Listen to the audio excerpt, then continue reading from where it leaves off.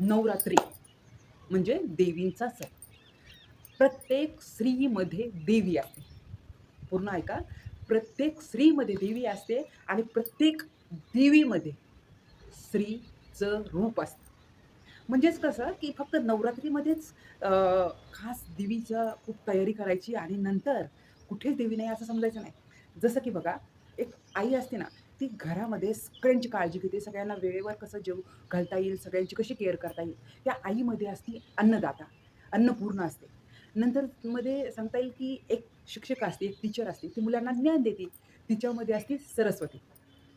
आणि नंतर सगळ्यात महत्त्वाचा पॉइंट म्हणते, जी अन्यायाविरुद्ध लढते ना, खूप त्रास होतो आणि त्याच्यामध्ये ती लढते. तिच्यामध्ये असते दुर्गा आणि सगळ्यात महत्त्वाचं जी घरी सांभाळते आणि घर सांभाळून वर्किंग वुमन म्हणजे बाहेरसुद्धा खूप छान स्मार्ट वर्क, हार्ड वर्क करून जे इन्कम स्रोत चालू ठेवते, स्वतःच्या कॉन्फिडन्सवर खूप छान सगळं हँडल करते. तिच्यामध्ये असते लक्ष्मी. असे वेगवेगळे रूपं आपल्या साईटला सुद्धा रोज पाहायला भेटतात.